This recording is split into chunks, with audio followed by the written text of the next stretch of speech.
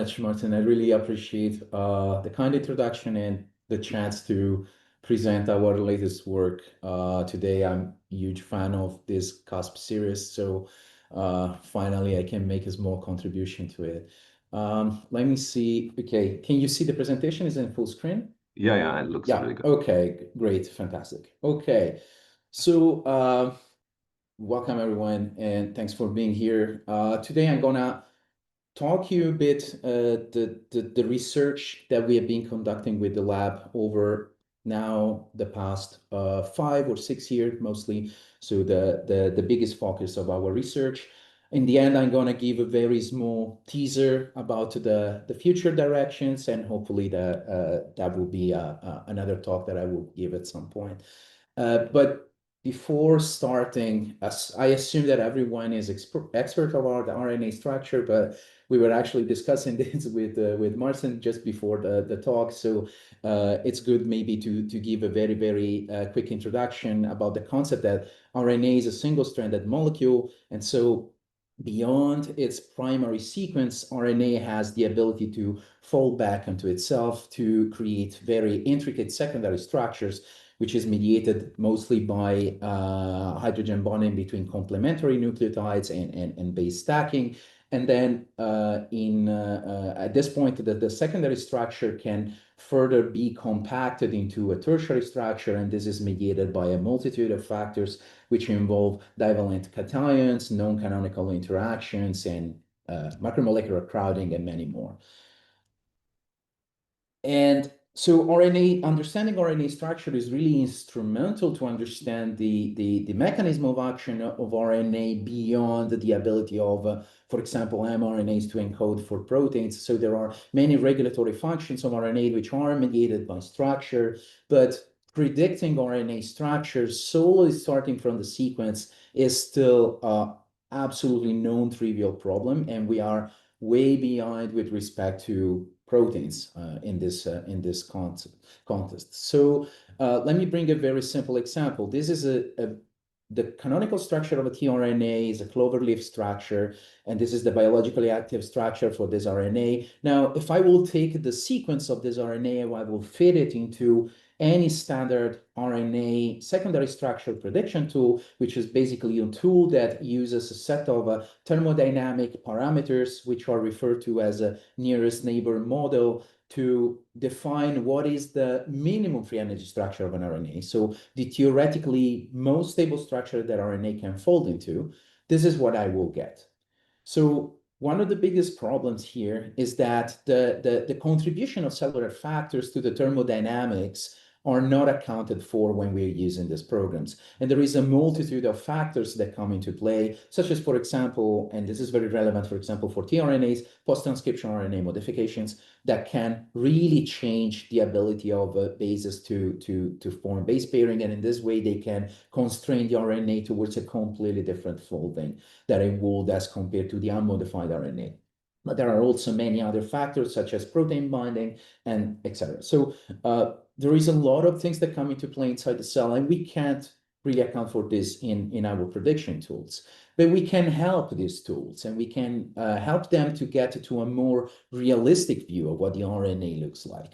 And one of the most popular ways nowadays, and this is the one I'm the most fond of because this is the biggest expertise, of course, of my lab, is a set of techniques that are referred to as chemical probing. And so in chemical probing, what you do is that you use different chemicals, different reagents that are able to interrogate the structure of an RNA molecule at different levels. So for instance, we have reagents that can measure base pairing, reagents that can measure backbone flexibility, solvent accessibility, and so on.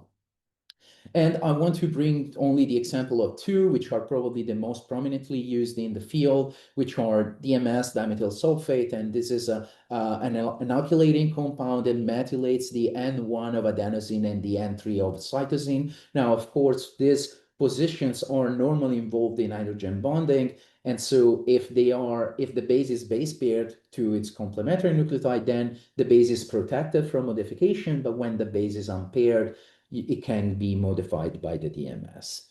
Another reagent that is, or actually a class of reagents that is very popular nowadays is a shape reagents. There are several examples. And shape compounds, basically, they can react with the 2' OH of the ribose moiety, and this only happens when the nucleotide is in a structurally flexible context, which usually we interpret it as the base was unpaired. This is not entirely correct because there are caveats there, but this is pretty much it.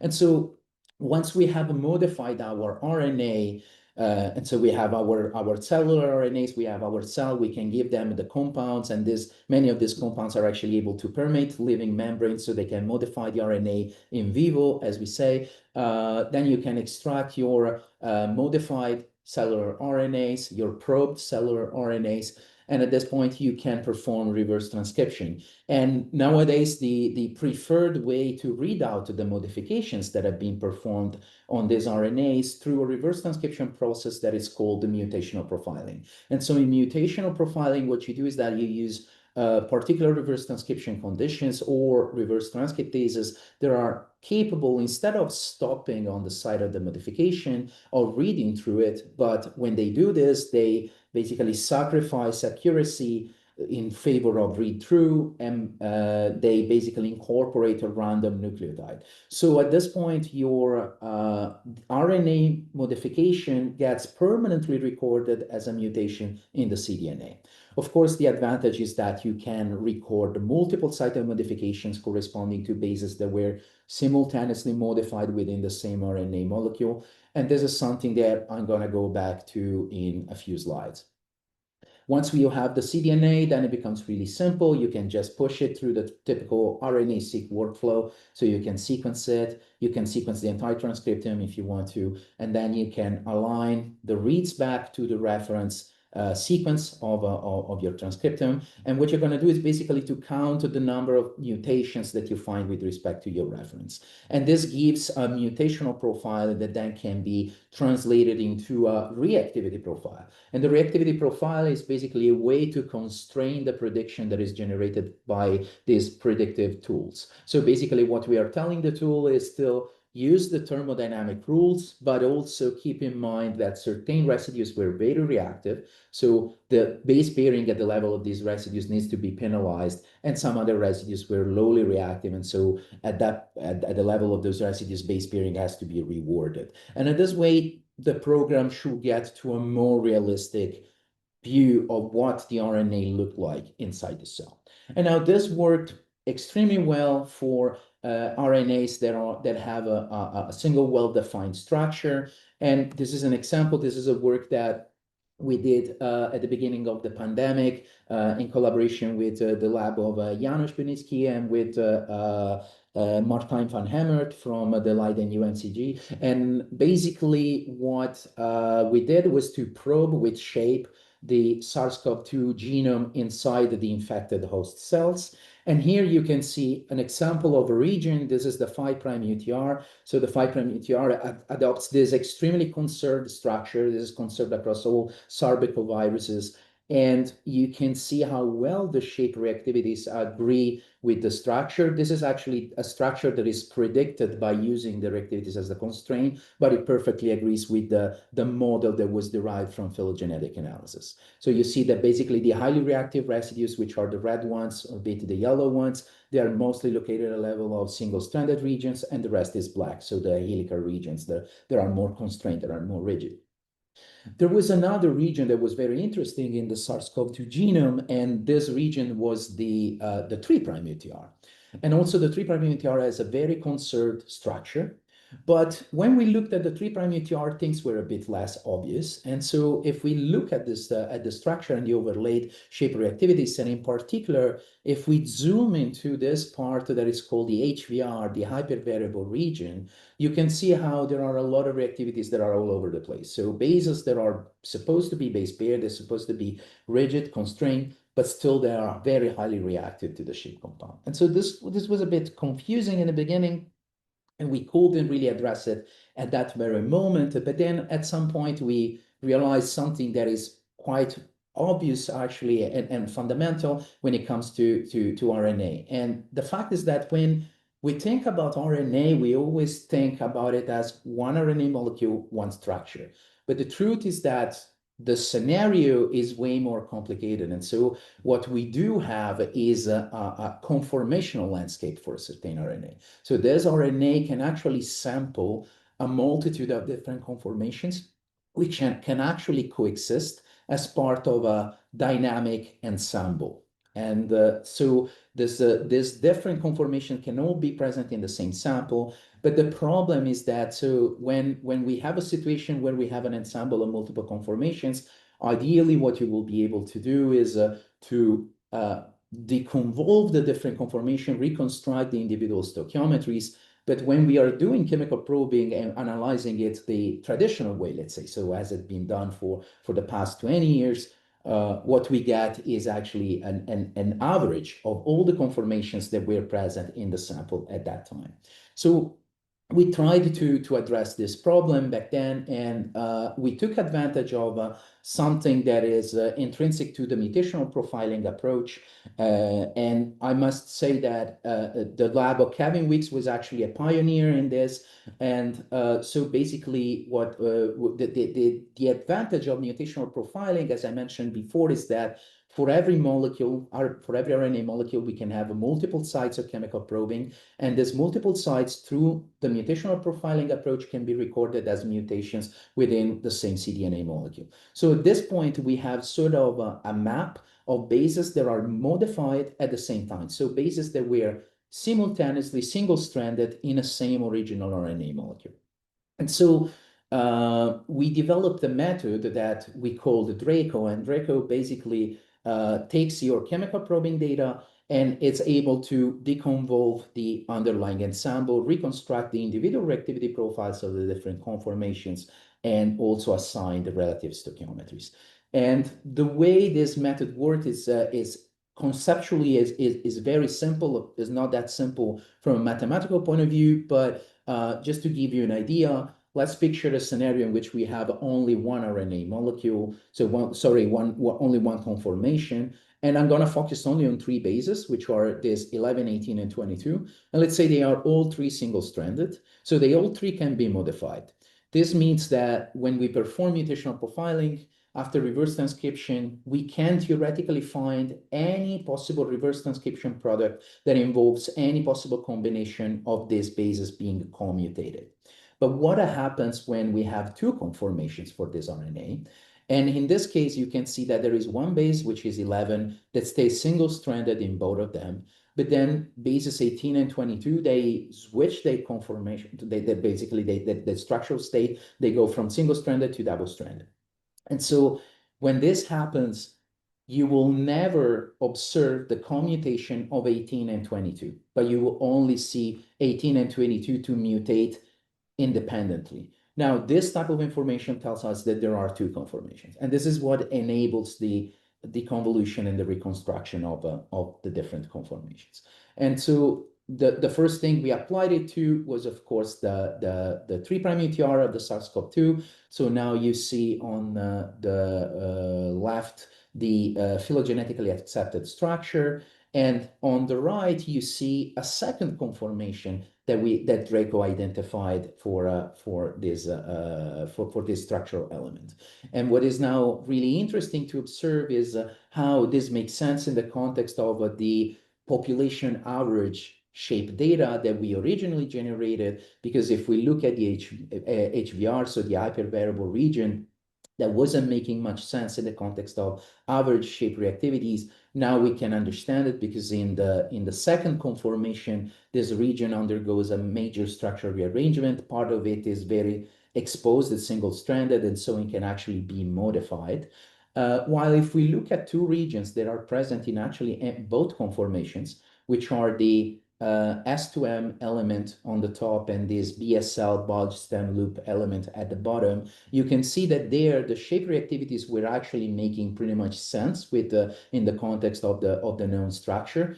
And this now again makes sense because those structural elements are present in both conformations. And so even at the average level, we can still find agreement with that structure.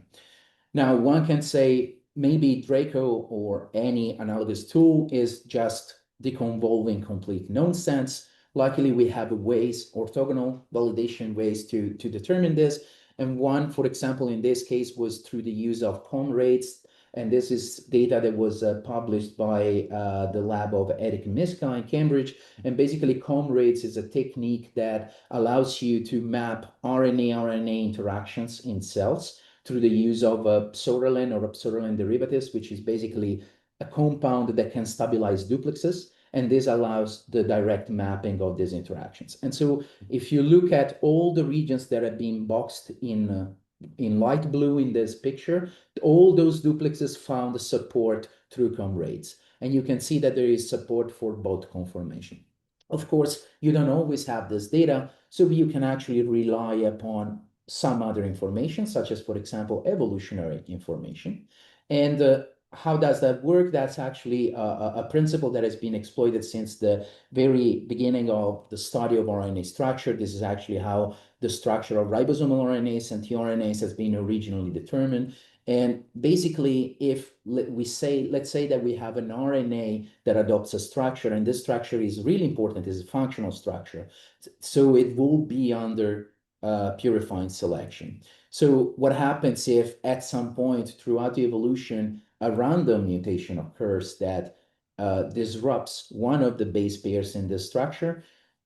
Most likely a second compensatory mutation is going to be positively selected by evolution.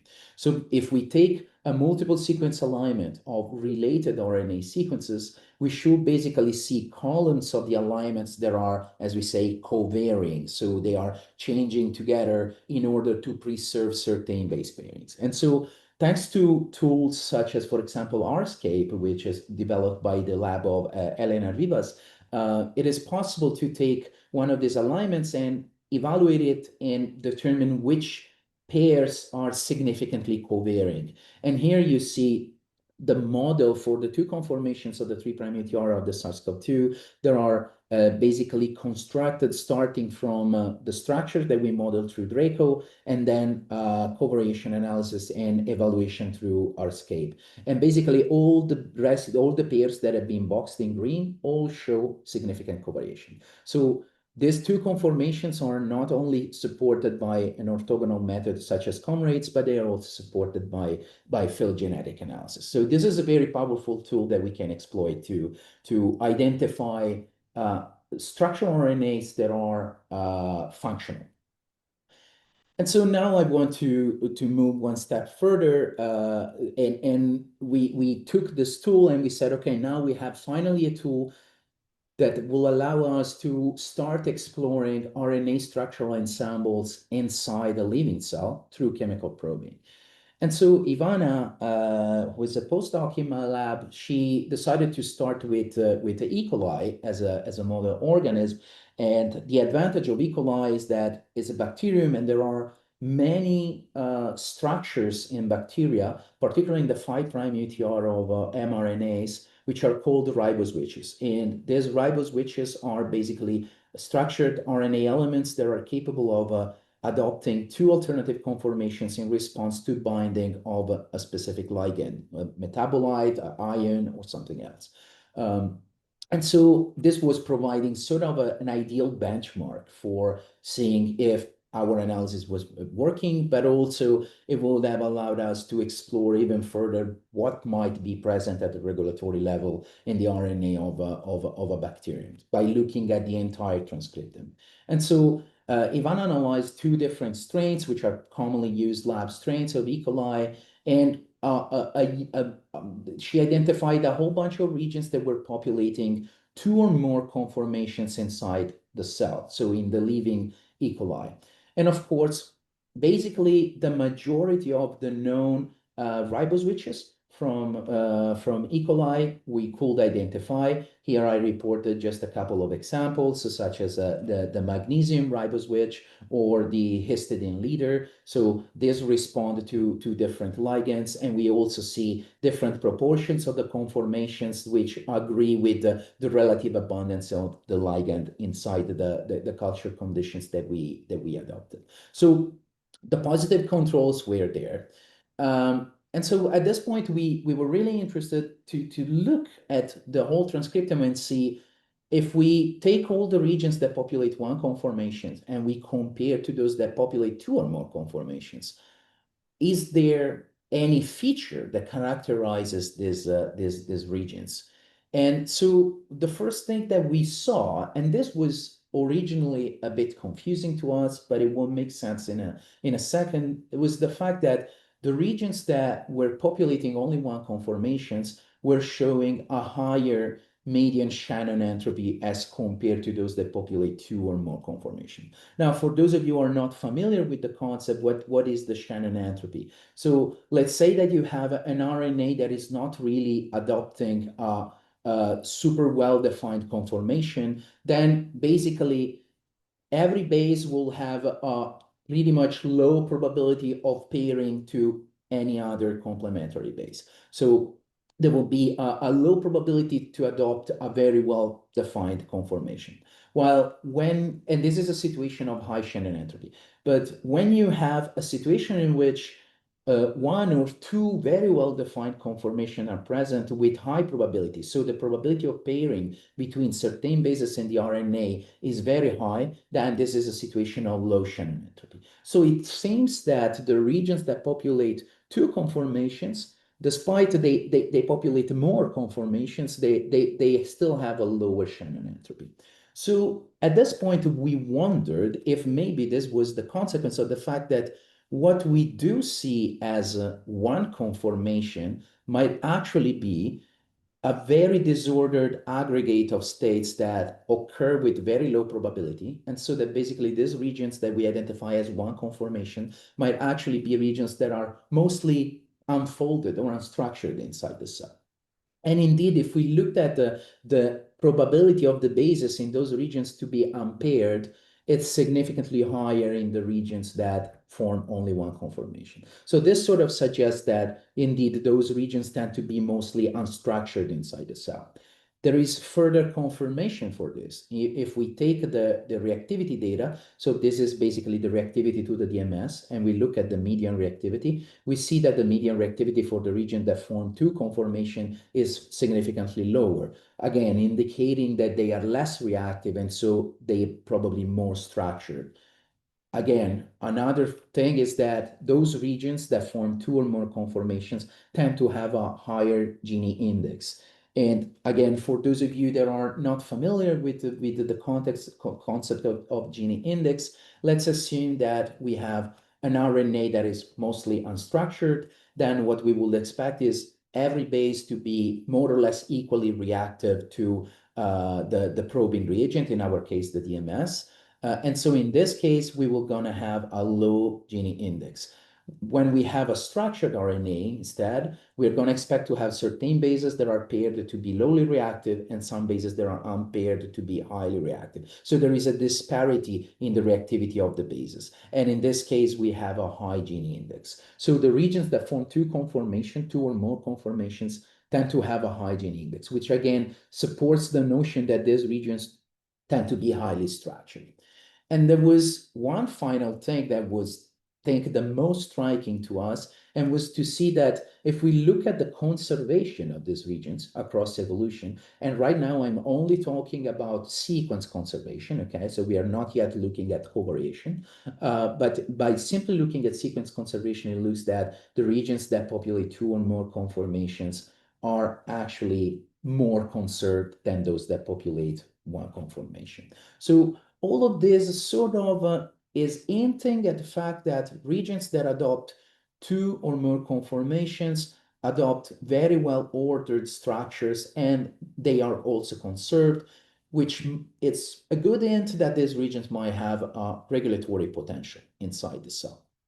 And the other thing that we wanted to check was if this structural heterogeneity that we were observing was essentially driven by sequence properties of the RNA, or there was something inside the cell that was driving this this structural heterogeneity. And so one of the things that we were wondering was maybe the fact that RNAs are being translated inside the cell makes a difference. That might be introducing some heterogeneity.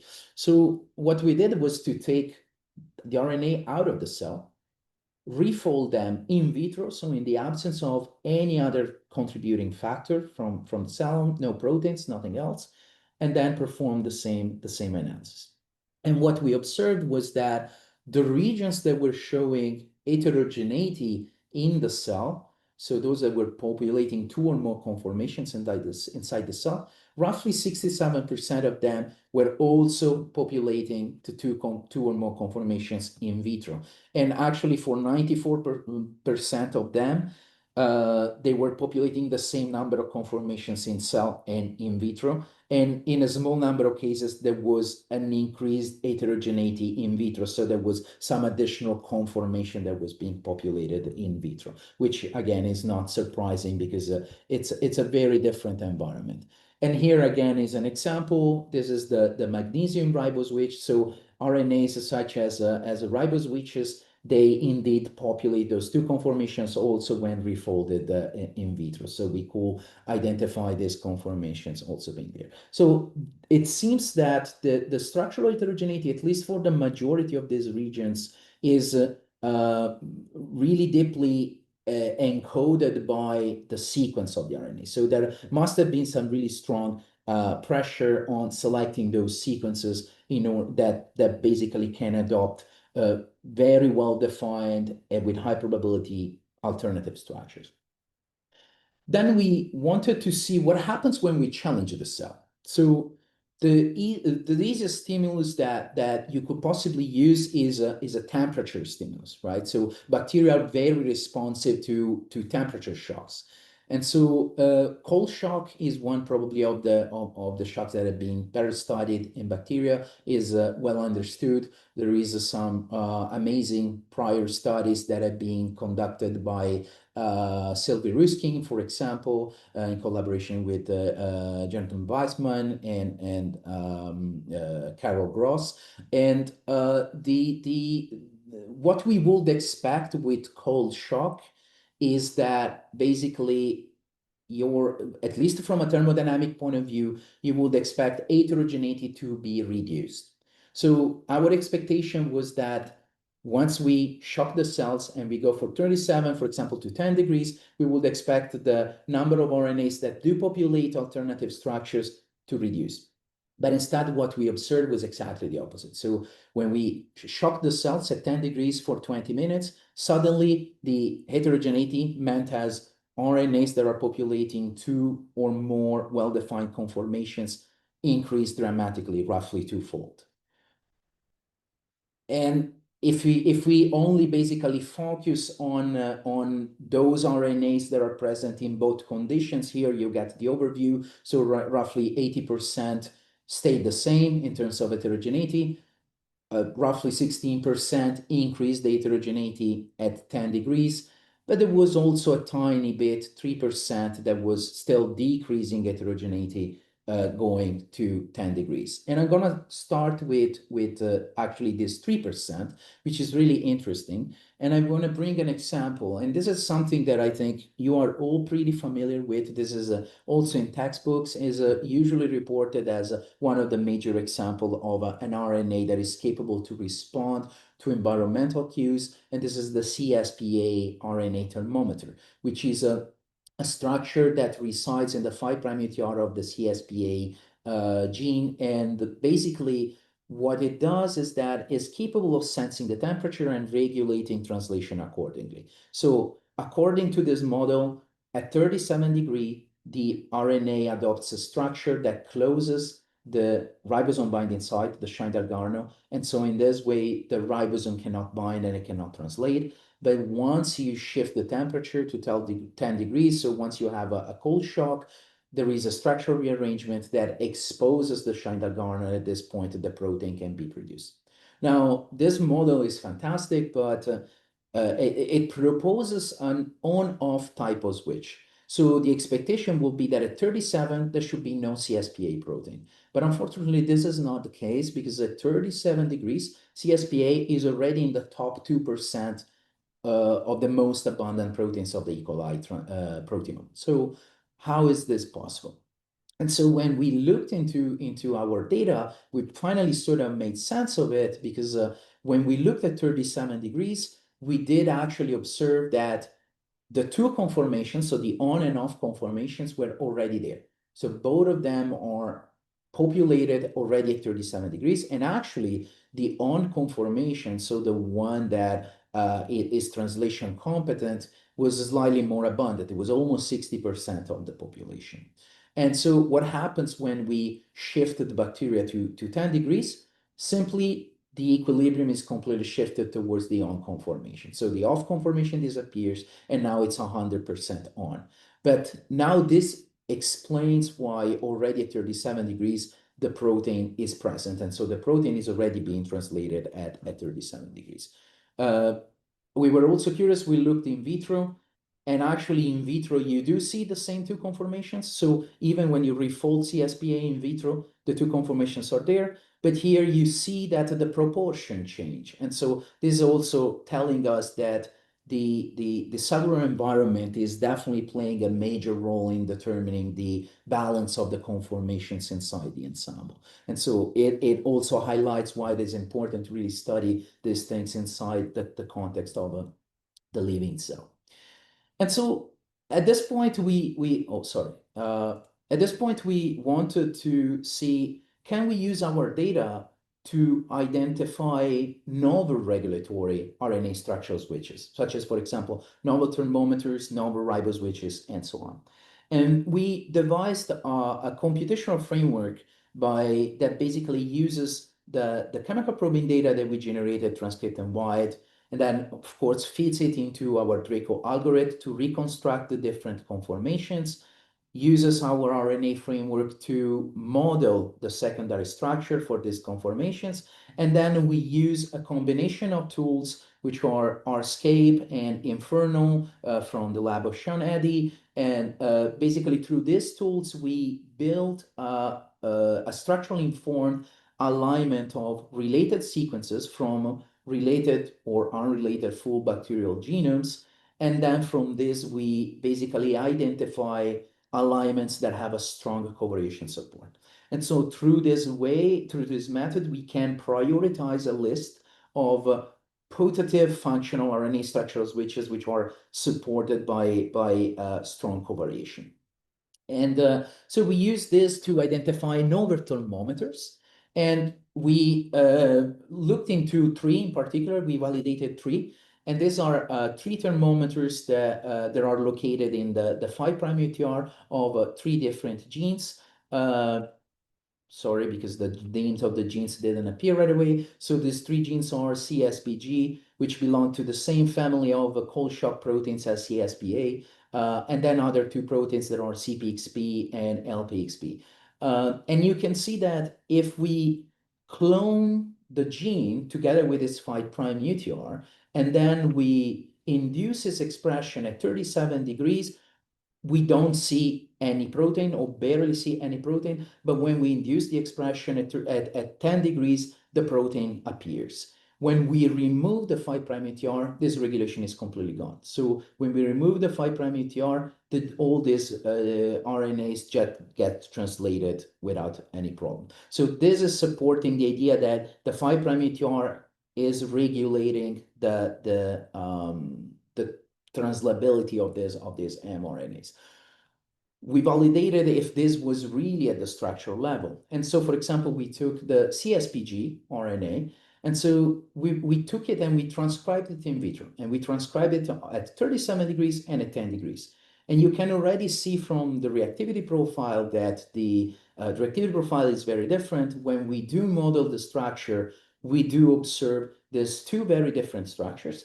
And indeed, when we look at 37 degrees, we have one structure that is really occluding the ribosome binding site and is occluding the AUG, so that they are boxed in green and in blue, respectively.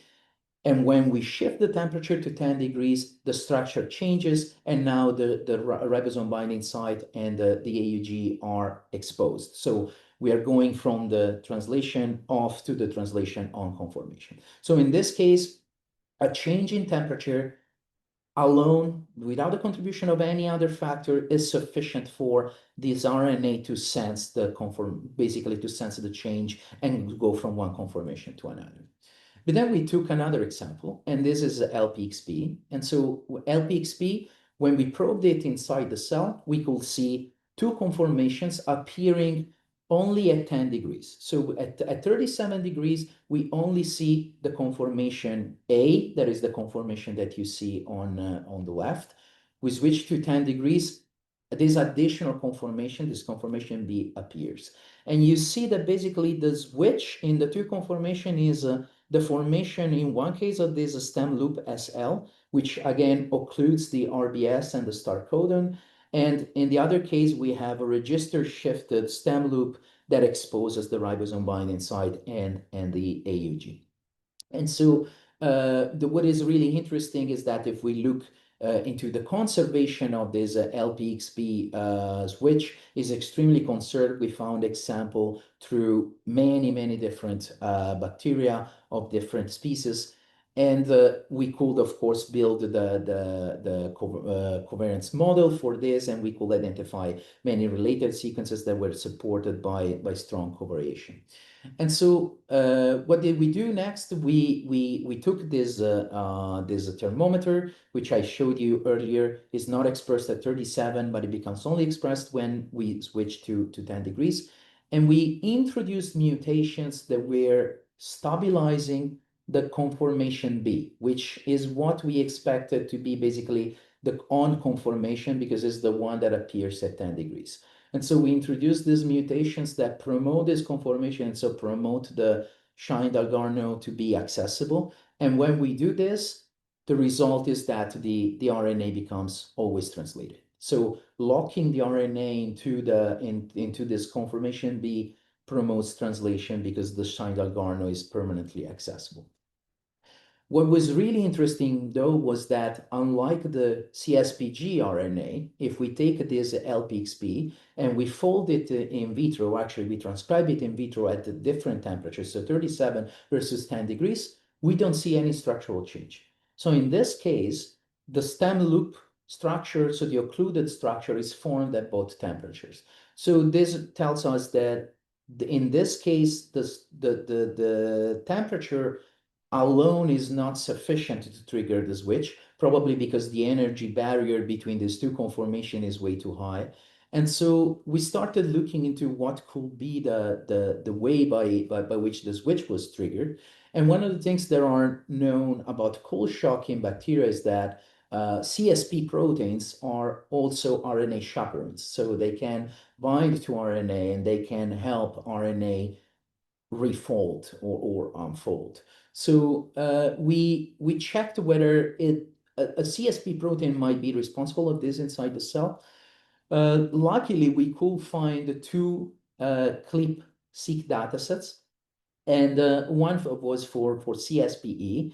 And we observed that CSPE indeed had a binding site in the 5' UTR of lpxP.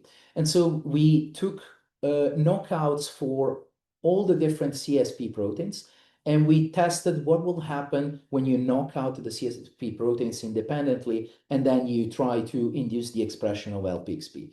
And this sort of confirmed our suspicion. And in fact, when you knock out CSPE, you have over 50% reduction of the induction of lpxP, of the expression of lpxP. So of course, it's not 100%, but this is a known fact that different CSP proteins can actually compensate for each other. So it is very likely that when we knock out CSP, one of the others is still partly compensating for it. So, but this shows that some of these thermometers are capable of performing the switch in just based on temperature, and some other instead require other factors, such as, for example, proteins, probably in order to lower the energy barrier between the two conformations. Now, everything is fantastic in bacteria, and it's also easy to a certain extent because we have two problems when it comes to ensemble deconvolution analysis. And the first problem is that ensemble deconvolution analysis is very demanding. when it comes to the required sequencing depth. So you need really to have a high coverage at the level of your RNA bases in order to be able to perform the ensemble deconvolution. And this, of course, becomes very challenging when we look at, for example, the human transcriptome, because the human transcriptome is 20-fold larger than the typical expressed bacterial transcriptome. So this will mean nearly 20-fold. It's not exactly like this, actually more, but increasing the requirement for sequencing depth if we want to look at the entire human transcriptome. And I can tell you that the analysis that I just showed you involved roughly 2 billion paired end sequencing reads per each condition. So it was already a massive data set. So we tried to find a way to tackle this problem. And Ivana, together also with other people from the lab, came up with this method, which is called the 5 UTR map. And so basically, what we do is very simple. We extract poly-RNA from any eukaryotic cell. We work with mammalian cells, of course, human cells. So extract the poly-RNA, we fragment the RNA, then we treat these fragments with a phosphatase that removes any endogenous phosphate group. And then we perform decapping of the 5' most fragments. And when performing this decapping, what happens is that we are leaving where the cap originally was a 5' phosphate, which makes these fragments now amenable for ligation. So we can basically capture only the 5' most portion of the entire transcriptome and sequence them with an extremely high depth. So in this way, we are basically increasing the sequencing depth, specifically at the level of the 5' most parts of the RNAs, which are tendentially the 5' UTRs. And so we got here you can see the coverage across the 5' UTR map experiment as compared to a standard DMS map-seq experiment. So in the DMS map-seq, you have a coverage across the entire mRNA, while if you look at 5' UTR map, the coverage is mostly localized at the level of the 5' most part of the RNA. And with this technique, we were indeed able to recover known 5' UTR structures. Here are two examples. So we could recover structures such as iris elements. We could recover structures such as iron response elements, and so on. So this is a huge advantage because now it allows us to perform ensemble deconvolution analysis targeted on the 5' UTRs, which is also where we would expect dynamically responsive structures to be able to regulate translation.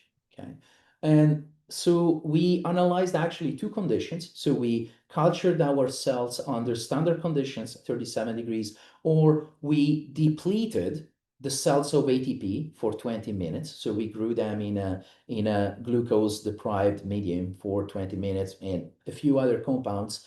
And so already when you look at the median reactivity across the 5' UTRs in standard versus ATP depleted condition, you can see how the reactivity dramatically drops upon ATP depletion. And this makes sense because during ATP depletion, what we are doing is that we are blocking all the RNA helicases, which are ATP dependent. We are blocking translation itself, which actively unfold RNA. And so the RNA is becoming more structured, more folded. And this is also confirmed by the Gini index. There is, of course, dramatically increasing, indicating that the RNA is becoming more structured.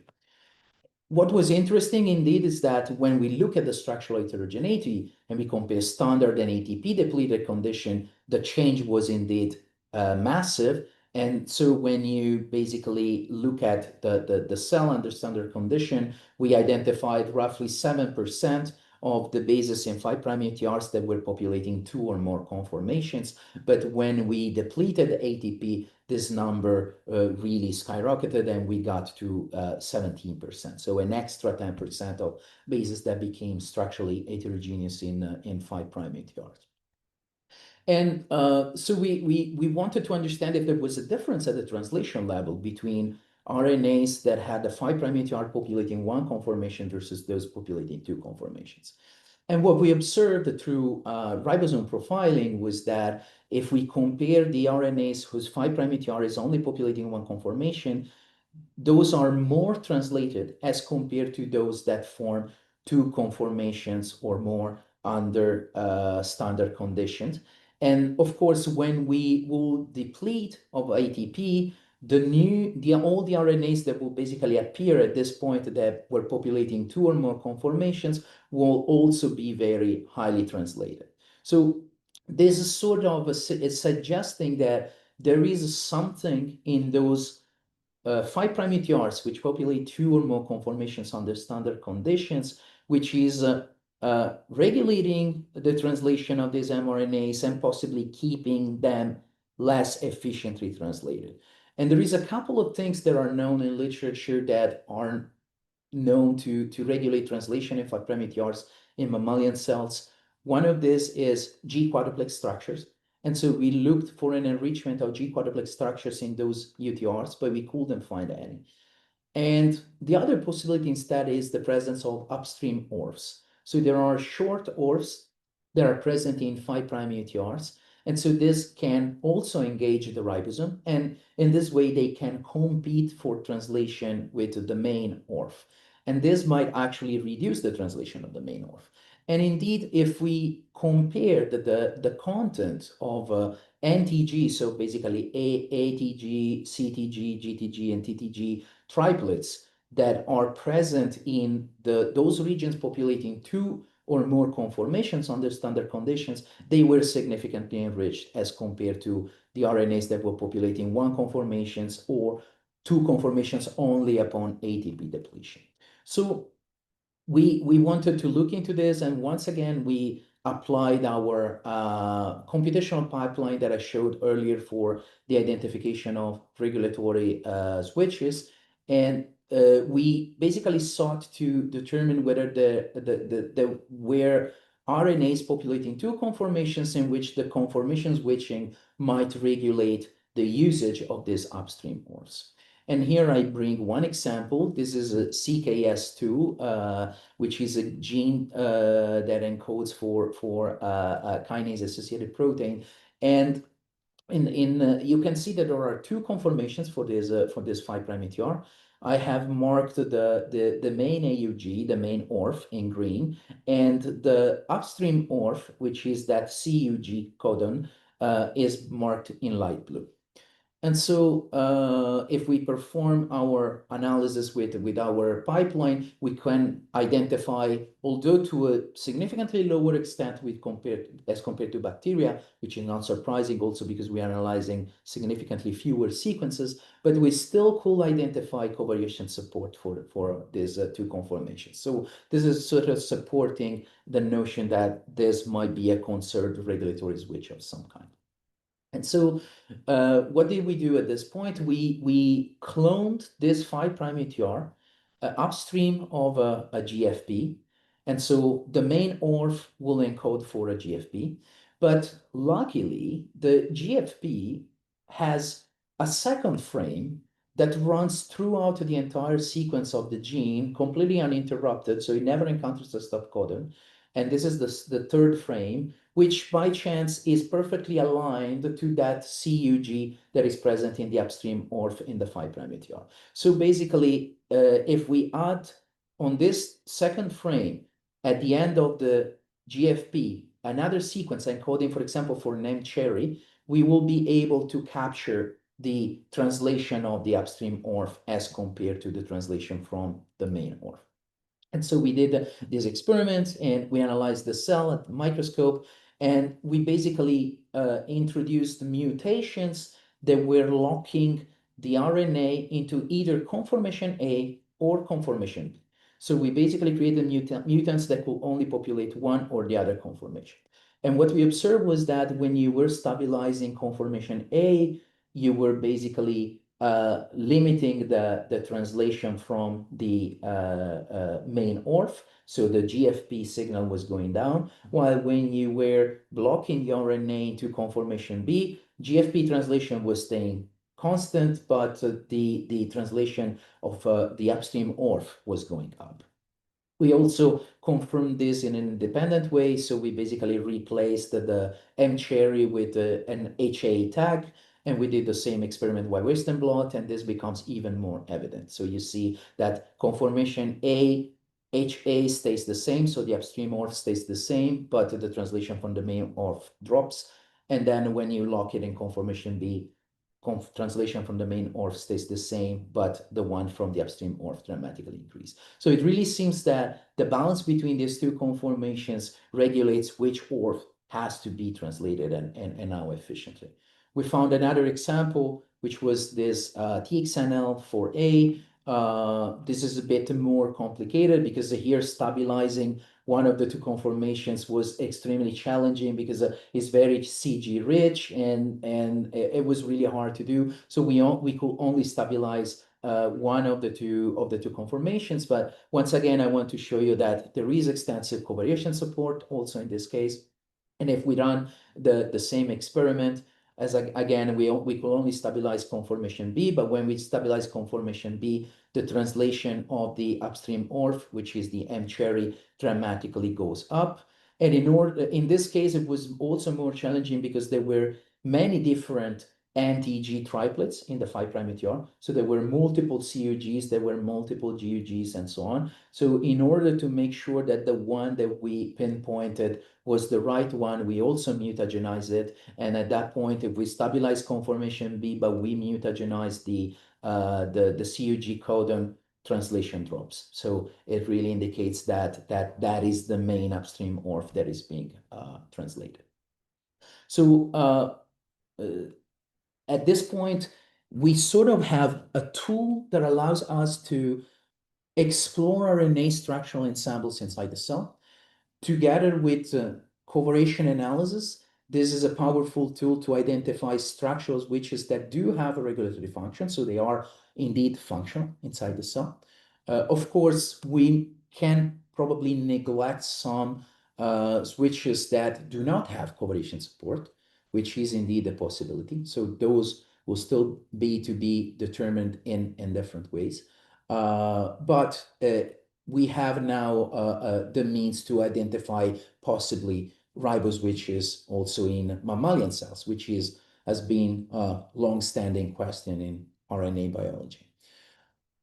I just want to give one final teaser slide about the future directions, and so what all of this really enables and why we are really excited about this. And it's mostly because we really want to exploit this to identify therapeutics that can target RNA. And in particular, we want to develop therapeutics, small molecules in particular, that can modulate RNA structural ensembles, modulate the conformations in the ensemble, and in this way regulate gene expression. And I'm going to bring you an example of an experiment that we recently did. I'm not going to mention the drug. I'm not going to show you the drug yet because we are still working on that, and also for legal reasons at the moment, I'm not going to. But basically, we did the same experiment as I showed before. We did the 5' UTR map, and we did ensemble deconvolution in cells that were treated with a control, the MSO, or with a drug.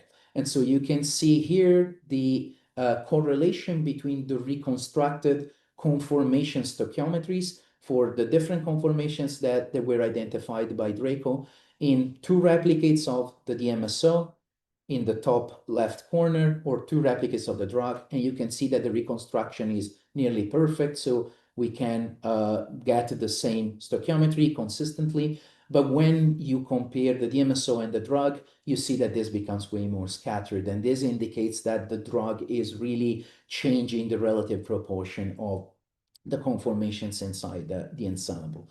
And in general, if we look at how the heterogeneity changes, with this particular drug, we can see that we went from roughly 15% structural heterogeneity. When we add the drug, this reduces by roughly 5%. So the conformational heterogeneity drops when we add the small molecule. And here I brought you an example. This is a 5' UTR, populates these 2 beautiful conformations, and when you add the drug, one of the two conformation disappears, and we are left only with conformation A.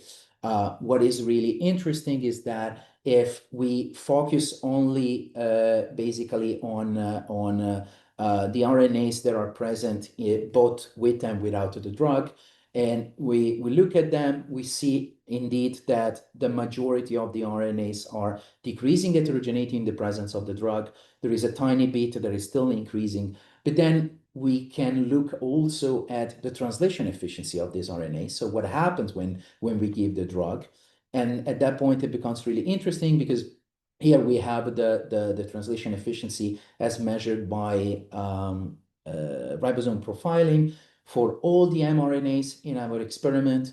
And then if we compare it to the RNAs that are basically populating two conformations, irrespectively of whether we have the drug or not, so the heterogeneity is not changing. We also don't see a change in translation efficiency. If we look at the RNAs for which the conformation is increasing in the presence of the drug, so that mere 2%, again, there is no change. But when we look at those where the heterogeneity is decreasing,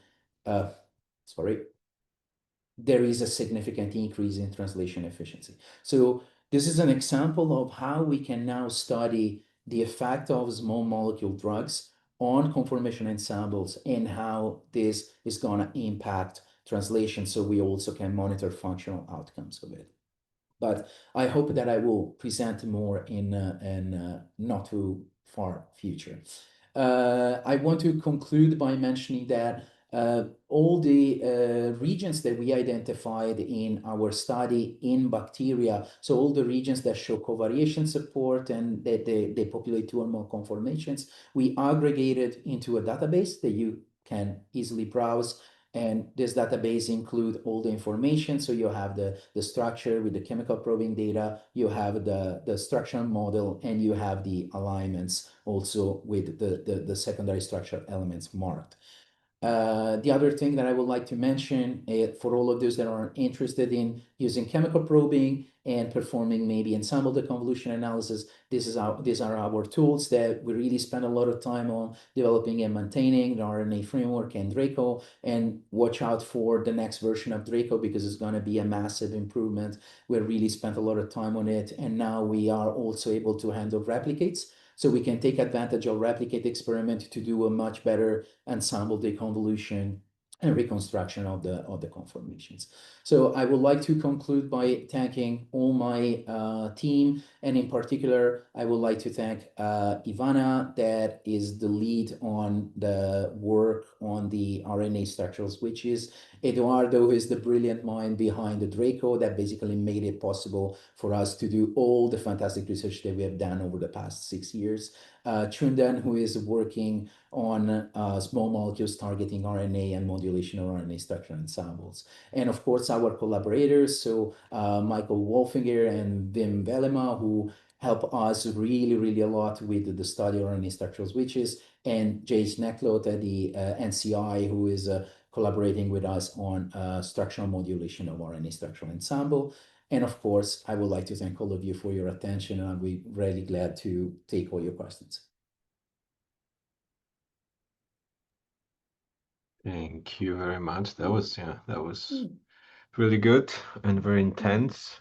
I want to start with like one general question going to, I mean, we don't have to go there, but to the tRNA issue with secondary structure. Do you think that we cannot really predict structure of tRNA also because of missing like tertiary interactions that we miss for secondary structure prediction? And this is one of the cases when actually predicting 3D structures could be important to really know how this molecule looks in in real life.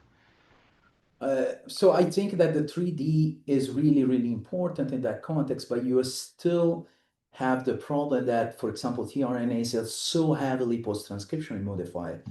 They basically do not have almost one base left without a modification. In each of those modifications, which are pseudouridine, methyl-1-adenosine, methyl-1-guanosine, and so on, they have such a potent impact on the thermodynamics that they're really gonna change the folding in unpredictable ways unless you are capable of incorporating those type of informations, which, for example, the Vienna RNA package now has started to do. So now they are also incorporating the thermodynamic contribution for a few of the post-transcriptional modifications. But of course, there are so many, and for many of them, the parameters have not been derived yet. So that's, I think, one of the biggest challenges there.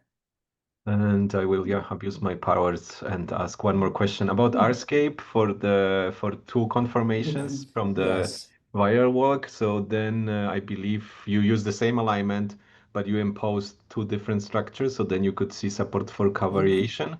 Or how did So you run RScape for the? we did it in two ways. So in one way was to basically run the two structural models separately, so completely independently, and then you end up with two alignments which can partly overlap in terms of representation of sequences, but they might also have some additional members that are not present in each one.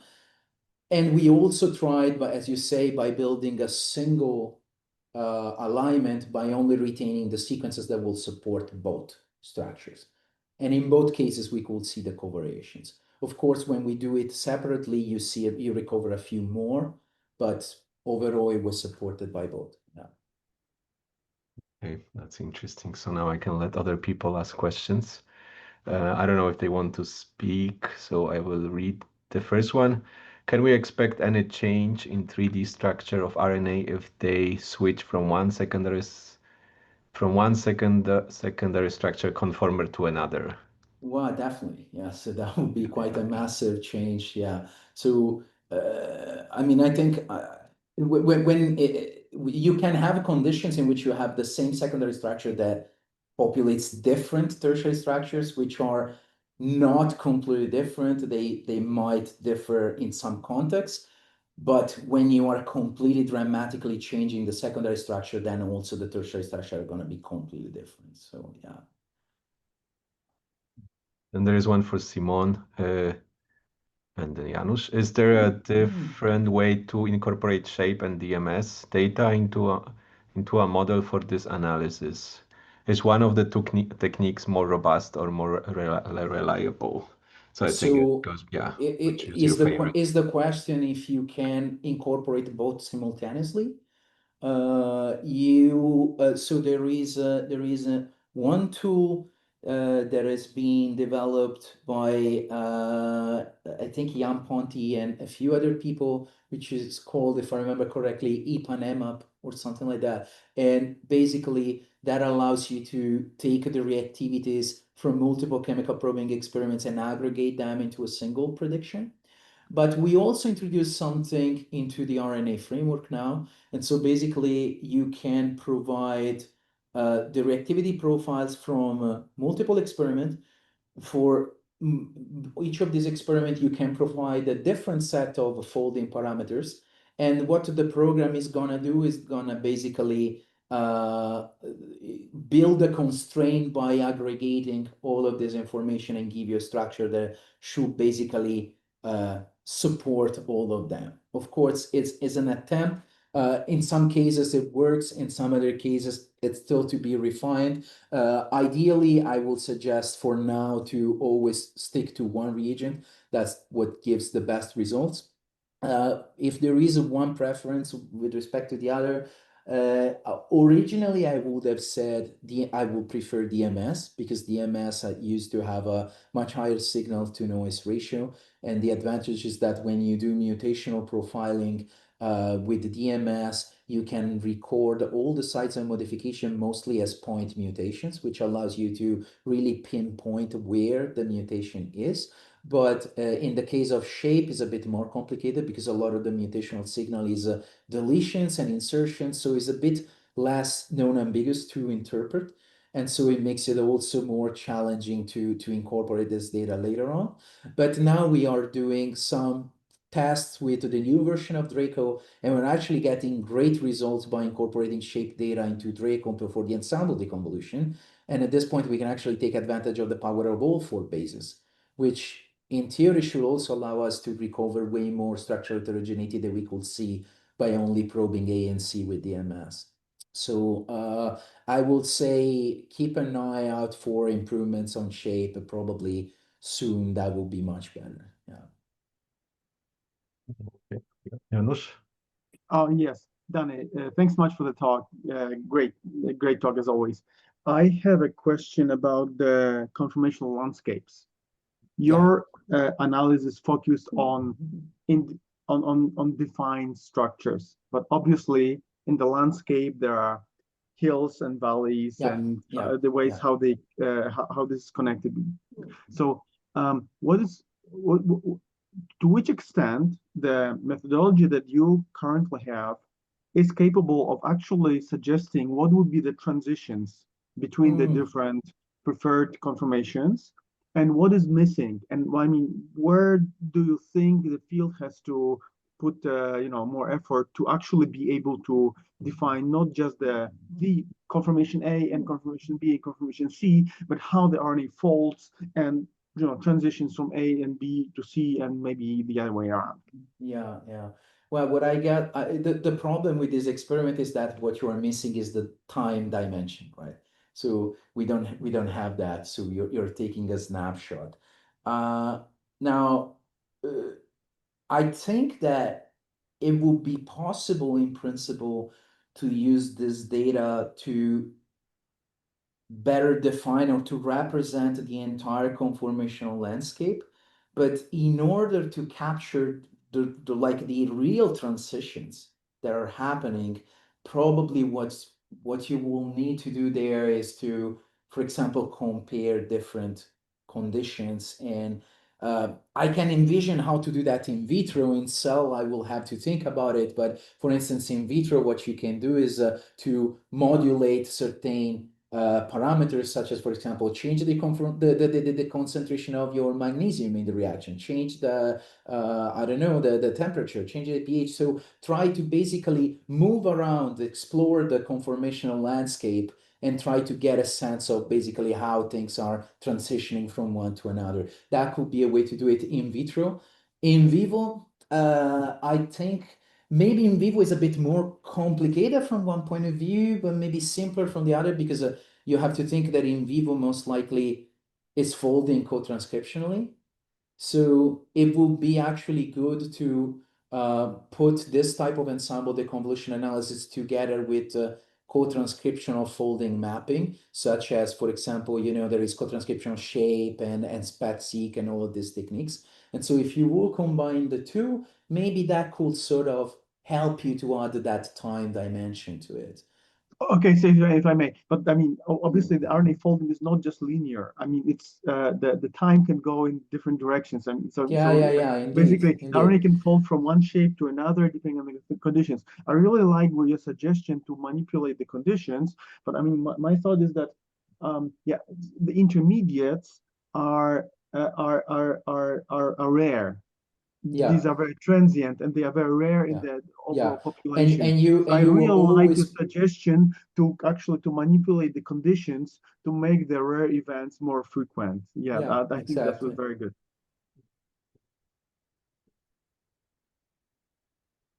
There is one more question in our chat, and it's about protein RNA interactions. If is there any method that could predict potential RNA protein interactions in vivo? And the second part is, did you take this potential RNPs interaction, which may affect the conformations of RNA structures, into consideration? Yeah, so for the first part, there are a couple of things that can be used to map RNA protein interactions. Of course, if you want to look at specific interactions, then you can use CLIP, eCLIP, and all of these approaches. But if you just want to get like a map of where proteins are binding, so sort of a map of the occupancy of proteins on an RNA, you can use, there is a method that has been developed by the lab of Kevin Weeks, which uses this reagent, which is an NHS diazerine compound, I think. And basically what it does is that it goes at the interface between a protein RNA interaction and it cross-links the protein to the RNA. And so basically afterwards with mutational profiling, you can detect these cross-linked sites. So you know where the proteins were interacting. or there is another method which is called OPS, which essentially cross-links the proteins to the RNA using UV, and then uses a differential phenochloroform extraction to basically isolate only the proteins and the RNA that were bound to it. Okay, so you're basically only isolating what has been cross-linked. So you can use these methods to get sort of a map of the occupancy on protein RNA. When it comes to our study, we couldn't really take into account in any way the protein binding. So the only thing was for CSPE and lpxP, because when we saw that there was no structural switch in vitro, then we started looking for the protein that might be responsible. So at this stage, we didn't, but we are actually now in the lab working on something that should combine protein accessibility with chemical probing. And so it should also help us to contextualize the different conformation in the context of different protein binding partners, for example. And that will definitely add this additional layer and maybe help us to get a more, let's call it, holistic view of, the RNA structural landscape.